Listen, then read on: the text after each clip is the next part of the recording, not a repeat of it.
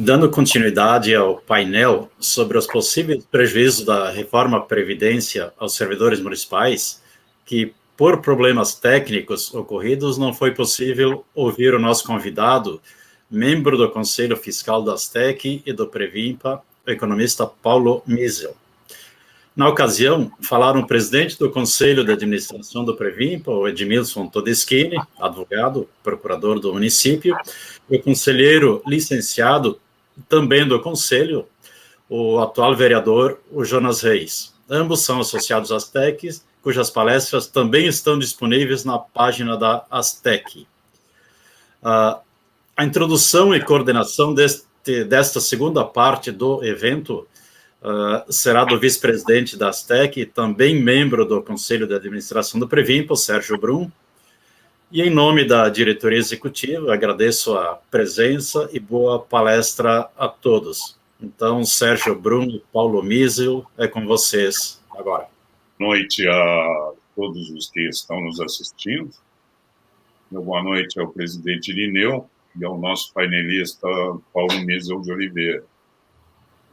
Nosso painelista de hoje, economista Paulo Miesel de Oliveira, se dedica há muitos anos ao estudo das finanças do município de Porto Alegre.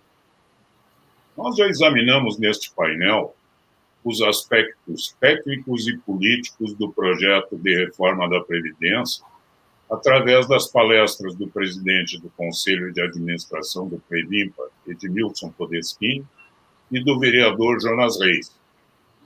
Na justificativa contida no encaminhamento do projeto à Câmara, o prefeito alega a escassez de recursos para honrar os compromissos com servidores, aposentados e pensionistas. Paulo, qual é a situação financeira do município de Porto Alegre hoje? O município tem capacidade de obter financiamentos para realizar as grandes obras necessárias à nossa capital? A situação financeira do município é boa, razoável, é boa, por duas razões. Primeiro, porque a despesa de pessoal ela está congelada desde 2017.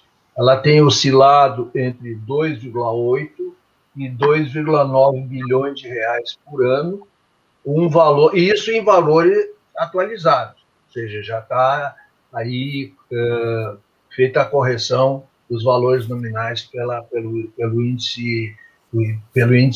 IPCA médio.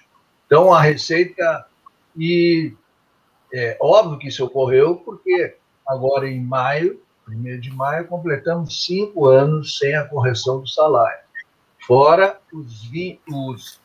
os 3% a mais na aumento da contribuição previdenciária e o congelamento da tabela do imposto de renda, que gera também outro público, não só municipal, mas estamos considerando aqui a questão do funcionário municipal.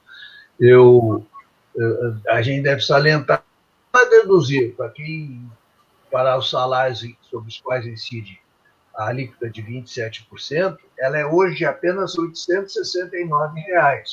Mas como ela está congelada há mais de 10 anos, essa parcela a deduzir deveria ser 2.130.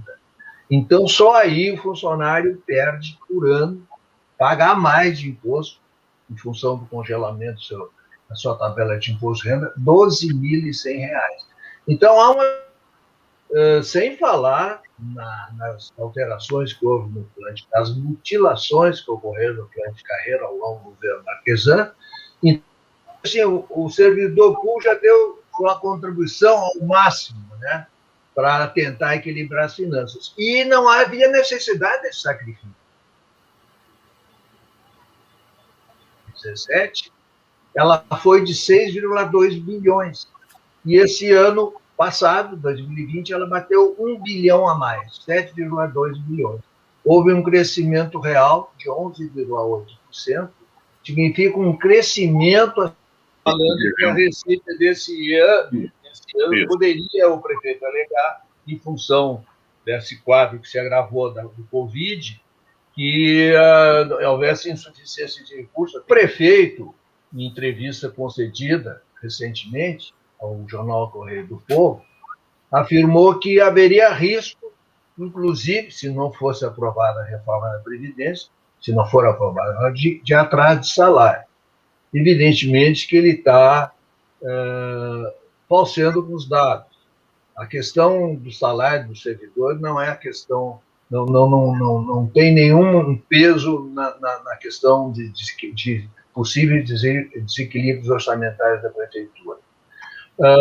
E tem um argumento fácil, os dados mostram claramente que é fake news do prefeito. Ele está fabricando, está inventando pretextos para pressionar em aprovar essa reforma da Previdência. Por quê? Porque em janeiro de 2016, a prefeitura arrecadou, a preços atualizados, 680 milhões de reais e pagou a sua folha em dia. E agora, em janeiro desse ano, arrecadou 934 milhões, 250 milhões a mais. E a folha é a mesma. A folha foi 2.940 em 2016 e esse ano foi 2.950, 2 bilhões 950 milhões de reais. Então, como é que se conseguiu pagar a folha arrecadando 680 milhões e agora arrecadando 250 milhões a mais não poderá pagar a folha? Então, é jogo de números, da encenação. Isso é que há 5, 6, 8 anos atrás, o comprometimento da receita corrente líquida pessoal atingia nível de 48%, 49%, e agora, no ano passado, fechou em 41,7%. Então, a despesa de pessoal não é o problema. Não é o problema. Então, isso está sendo usado, está vendo novamente o prosseguimento da mesma tática que usava o prefeito anterior, o prefeito Júnior, de manipular os dados para tocar goela abaixo essas reformas que reduzem o trabalho, que prejudicam o serviço público. Então, essa é a linha que é a mesma do prefeito anterior e do atual. São prefeitos neoliberais que entram no serviço público, entram na função pública, não para prestar serviço à população que mais necessita, especialmente educação, saúde, assistência social, mas sim para fazer negócios, para privatizar e para reduzir e apertar e desestimular a função pública. Ou seja, eles não gostam do serviço público, eles querem destruir o serviço público. Essa é a realidade. Fazer uma nova questão. Os projetos encaminhados à Câmara pretendem aumentar o tempo de serviço necessário para a aposentadoria e o valor das contribuições dos servidores. Nós sabemos que o sistema de capitalização é superavitário hoje, tem superávit 180 milhões, pelo menos, 140 milhões. Mas ele é superavitário hoje. Esse aumento de tempo de serviço, esse aumento de contribuição, vai aumentar o superávit do sistema de capitalização. Está explicando para aqueles que não conhecem, o sistema de capitalização é o sistema que vai pagar a aposentadoria de todos aqueles que entraram depois de 2001. E ele vai pagar a partir de um fundo que é constituído pela contribuição do servidor e a contribuição do patrão, ou seja, a contribuição da prefeitura. Esse fundo vem sendo muito bem administrado e tem um superávit. E aí eu te pergunto, tu que é economista, que conhece essas questões financeiras muito melhor do que a gente, não seria o caso de reduzir as contribuições, reduzindo o desembolso do governo e do servidor no fundo de capitalização? Eu acho que isso seria bom para o servidor, que iria pagar menos, e para o governo, que também ia economizar uns tostões. O que tu achas disso, Paulo? Não tem, está absolutamente correto. Se a questão é o equilíbrio atuarial, só se pode pensar em previdência no médio e longo prazo, ninguém vai resolver a questão previdenciária, que é um país há décadas, por várias razões que agora não cabe explicar. Sabe que no caso de Porto Alegre, então, essa pressão para fazer uma reforma previdenciária é uma verdadeira farsa. posso chamar assim. Por quê? Porque a Prefeitura de Porto Alegre é um dos poucos entes federativos, considerando a União, os 26 estados, os 5.500 municípios, que já vem equacionando a sua questão previdenciária. Ela criou o regime, criou o Previmpa, e o regime de capitalização começou a vigorar em 2002, e todos os servidores que entraram já não vão se aposentar no regime de repartição. É por isso que daqui, a partir de 2017, o que vai acontecer? Começa a diminuir a despesa do regime de repartição simples. E vai diminuindo, e no médio prazo e no longo prazo a prefeitura não terá R$1 para pagar. Por quê? Porque foram ao longo desses 20 anos, quase 20 anos, amealhados recursos para isso. Então, não há o problema previdenciário da prefeitura. Primeiro, a despesa de pessoal está contida, né? Por razões que nós já falamos. E segundo, porque no médio e no longo prazo haverá redução da despesa com aposentados, até o momento em que a prefeitura vai liberar. Hoje se gasta no regime de repartição 1.300 bilhões. Então, no médio e longo prazo serão liberados centenas de milhões de reais, bilhões de reais. Então, está resolvida a questão previdenciária. O que está acontecendo com esse prefeito que assumiu agora?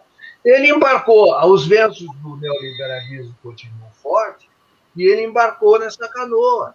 E está aproveitando para reduzir ainda mais o salário, e com isso prejudicar a boa execução do serviço público, para fazer caixa, para fazer obras, né? E essas obras poderiam lhe garantir uma reeleição. É puro oportunismo de um prefeito que está ocultando os fatos, manipulando os dados do orçamento para enganar o servidor e enganar a população.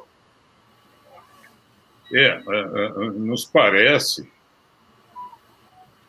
que a necessidade de caixa legada é uma coisa imediata, né?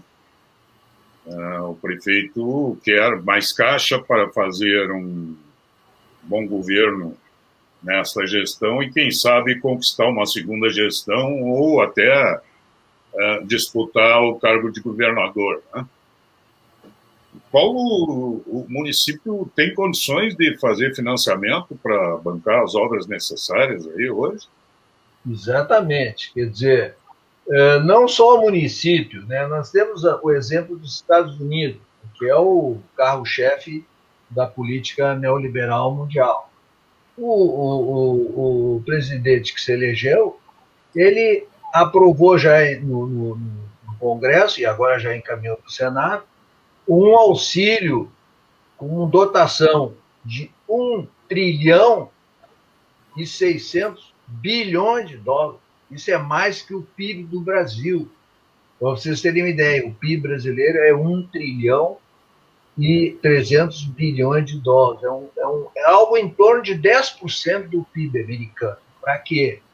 Para melhorar salário, para garantir para os desempregados uma renda mínima de $1.300, somado aos 600 que hoje já são pagos em função do auxílio Covid, para dobrar o salário hora mínimo dos Estados Unidos, que era $7,15 por hora, vai passar para 15 durante esse período emergencial. Então, é sabido que quando há uma recessão, nós vamos entrar numa recessão, evidente, por razões óbvias, o governo tem que fazer a função contrária, ele tem que estimular a demanda, ele tem que fazer investimentos, ele tem que se endividar, né? E a União tem condições para isso, é só baixar a taxa de juros.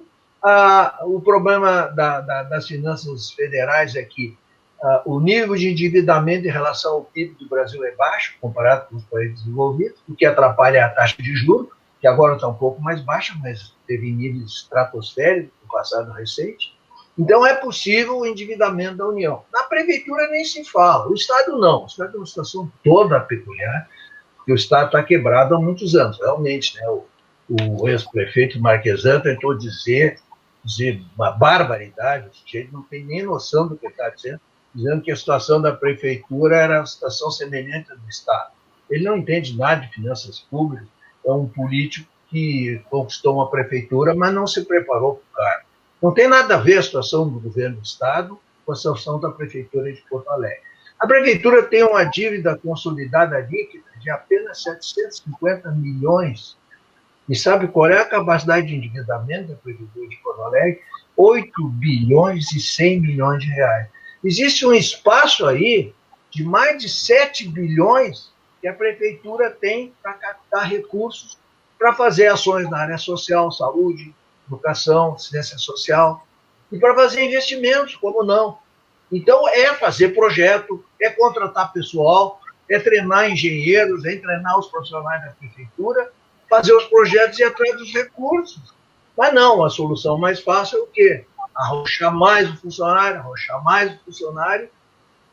sobrar um dinheirinho ali para fazer, né, um governo que, no curto prazo, possa dar uma boa impressão e uma chance de melhorar a sua imagem. Ou seja, o prefeito optou pela solução que ele acha mais simples e embarcou nesse barco do neoliberalismo. Só que, na verdade, ele está manipulando dados, tá? E dizendo que há dificuldades financeiras enormes na prefeitura, que não existe, a prefeitura tem apresentado superávit, e ele está manipulando os dados para pressionar a Câmara, né, da necessidade de mexer mais ainda no bolso do servidor. Isso é errado não só aqui em Porto Alegre, como no Estado, na União, ou seja, nós sabemos que os servidores públicos representam 16% da força de trabalho, né, dos trabalhadores que têm situação estável, têm carteira assinada, que têm vínculo. E, em função de que o salário médio do serviço público é mais elevado, isso representa, no mínimo, 50% da demanda das famílias, né? Então, como é que tu vai, reduzindo a folha salarial, tu vai manter a demanda efetiva? Então, é uma burrice, essas políticas recessivas de ataque ao salário é uma burrice, porque o momento é de manter o emprego, manter o salário, realizar investimentos e tentar estimular a economia para combater o processo recessivo. Eu ia exatamente tocar nesse assunto contigo, Paulo, porque a gente sabe que o comércio de Porto Alegre ainda é uma cidade de comércio e serviços. O comércio de Porto Alegre, os prestadores de serviços de Porto Alegre aguardam ansiosamente todo mês de dezembro, quando é pago o 13º dos servidores. E eu tenho certeza que nos momentos em que esse 13º foi atrasado, o comércio se ressentiu.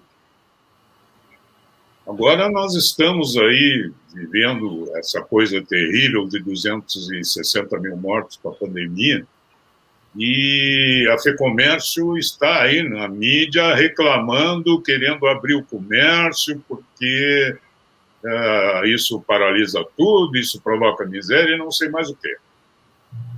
Mesmo pagando com a vida, né? Agora, já tivemos uma brutal redução nos salários dos servidores no ano que passou com a Lei 851. Que não significou uma redução no mesmo mês, mas que significa redução nos próximos 3 anos, nos próximos 5 que faltariam para conquistar um adicional de 15%, ou um avanço, ou um adicional de 25%. A 851 podou tudo isso e, com isso, reduziu o salário. Agora a gente vê o teu colega, o Guedes, lá, que vai para a televisão falar em recuperação em V da economia. Eu acho que não vai ser em V, eu não sou economista para dizer isso, mas eu acho que vai ser em U, e a base desse U vai ser muito grande, vai demorar muito para recuperar.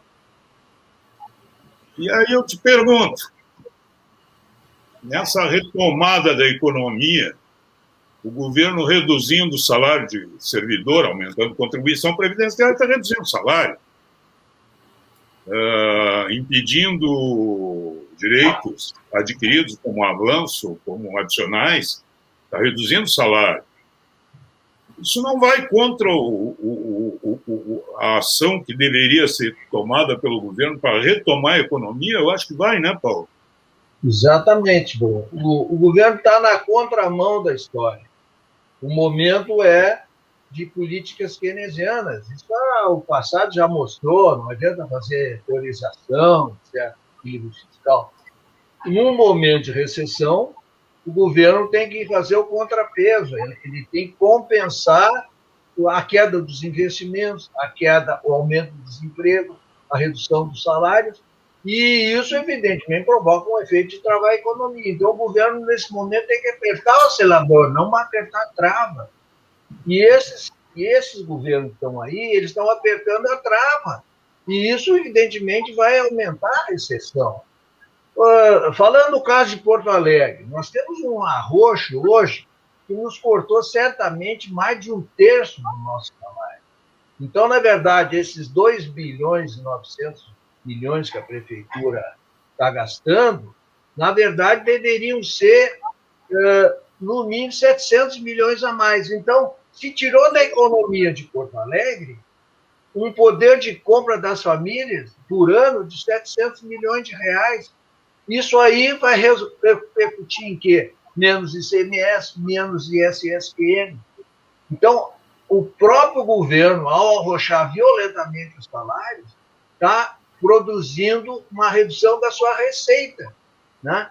E isso é um verdadeiro absurdo, né? Então, isso, no caso de Porto Alegre, a coisa chega a ser criminosa, porque não é o salário, não é a despesa de pessoal o problema.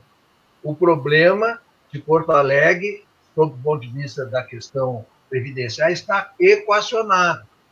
Houve alguns períodos de transição, em função de certos detalhes, certas peculiaridades, inclusive a própria reforma da Previdência, que, atropelando os direitos dos trabalhadores, dos servidores públicos e de todos os trabalhadores, acabou acelerando o processo de aposentadoria, e isso, evidentemente, aumentou a despesa do regime de repartição simples. Nós tínhamos o quê? 250, 300 aposentadorias por ano. Hoje temos 800, 700, 900 aposentadorias.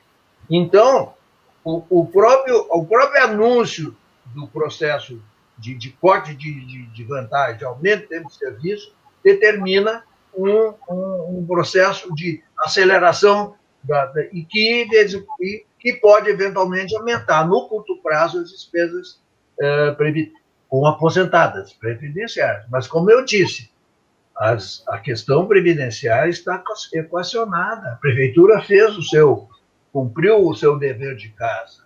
Hoje existe um fundo bem administrado, felizmente um fundo público, gerido por um ente público, que é o Previmpa, né? Uma entidade pública uma entidade de direito público, e não uma entidade do setor privado, que a gente viu o que aconteceu no Chile e em outros países, e está administrando muito bem os recursos, inclusive com auxílio e a colaboração dos servidores públicos, que lá estão vigiando e prestando atenção e atentos a que a legislação seja cumprida. Então, a rigor, essa proposta e essas manipulações de dados, e essas ameaças que o feito faz, de atrasar salário e de dizer que é inevitável que se faça a reforma, senão a prefeitura vai quebrar, isso não tem menor base na realidade. São fake news, são jogadas, né, poderia até dizer assim, tanto quanto de manipulação de dados e tal, que é algo que não casa muito bem com o bom espírito público. Né? Ok. Nós já estamos com 28 minutos nesse painel e a nossa previsão era de 20. Então, eu vou abrir agora para o Irineu, se ele desejar fazer alguma consideração final, em seguida para o Paulo, e aí nós vamos fazer um encerramento. Paulo, a gente gostaria de ficar a noite toda conversando aqui, E tem muito assunto de economia desse país. Mas, infelizmente, nós temos que nos limitar do tempo, até porque, se nos prolongarmos demais, o nosso espectador aí no YouTube e no Facebook nos abandona, né? Então, vou passar para o Irineu para que faça as considerações finais, depois para ti, Paulo, e aí eu encerro, ok? Perfeito. Ok, então, eu teria algumas perguntas para fazer também, mas aí vai ficar para uma próxima oportunidade, principalmente sobre o equilíbrio, né, do Previmpa e sobre essa capacidade de empréstimo, de endividamento, investimento, essa relação toda que teria empréstimo com investimento e fazer a economia girar, mas vai ficar para uma próxima oportunidade. Então, eu agradeço em nome da diretoria, né, a presença do Paulo, que foi muito boa, bem como as anteriores, né, do Todeschini e do Jonas Reis, né, vereador, e também pela ótima condução e mediação do Sérgio Brum, que é vice-presidente. Então, muito obrigado, Paulo, obrigado, Brum. Passo para vocês ainda, então. Paulo, esse espaço agora para tuas considerações finais. Não, eu fico muito satisfeito de poder participar nessas discussões. O tema é muito importante, é um tema atual, um tema que é nacional, que é estadual, que também é municipal, e que, na verdade, está se prestando a manipulações e a equívocos que não são desejáveis, né? Então, eu queria cumprimentar a diretoria das TEC, que sempre esteve do lado do servidor, sempre acompanhando todos os temas, e de entidades assim que nós precisamos participar, colaborar e incentivar.